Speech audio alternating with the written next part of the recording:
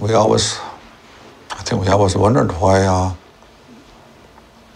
did they think it was right or just to do what they did was, to take our lands and to push us off our lands and try to eliminate us as a people.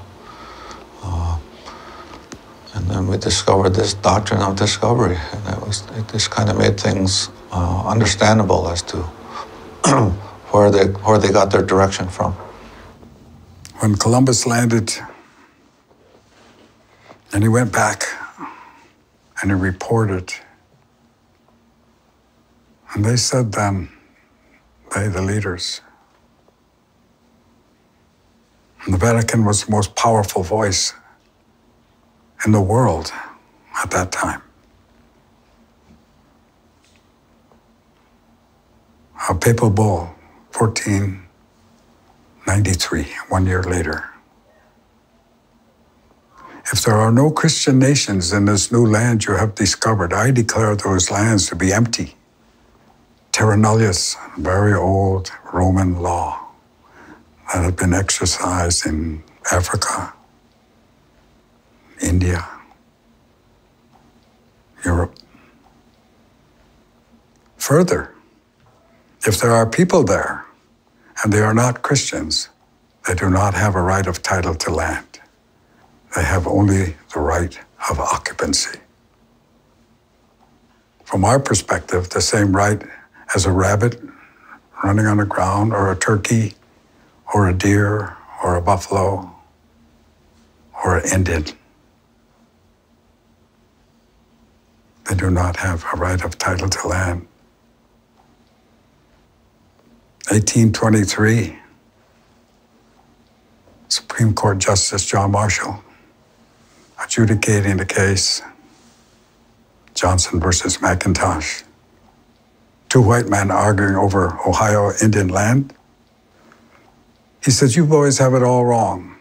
Don't you understand? This was settled long ago. They don't have a right of title to land. And he moved that principle into U.S. federal law, 1823. The Doctrine of Discovery became the doctrine of law today. Christian doctrine, specific. Wasn't Muslim doctrine, wasn't Jewish doctrine, Christian. And it prevails. It's here, it's a reality, but most people don't understand that, and most people don't know that. We didn't even understand that on 1990, 1991, when I first really said, wow, what's the Doctrine of Discovery? What is that? A young man by name was Steve Newcomb said, I got something, you guys gotta see it. Came out of Peru. Came out of people down there that were really digging. It was an unspoken conspiracy by states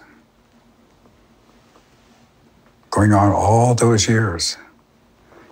Shh, don't tell the Indians. We found out anyway, eventually, finally. 2007,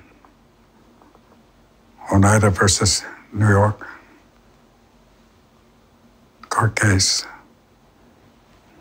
First notation by a Supreme Court Justice, Doctrine of Discovery.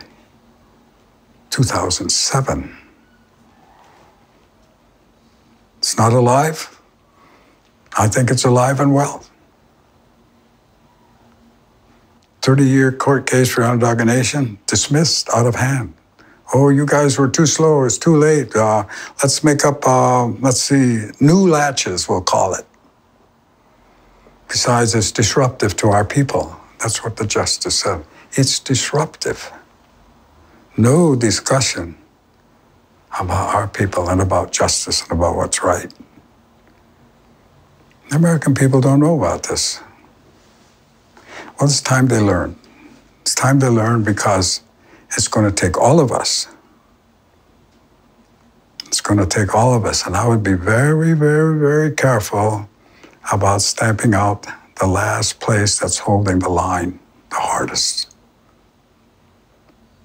Haudenosaunee Six Nation. That's holding the line the hardest. For the common good. For the good of all. For the future. That's what I have to say.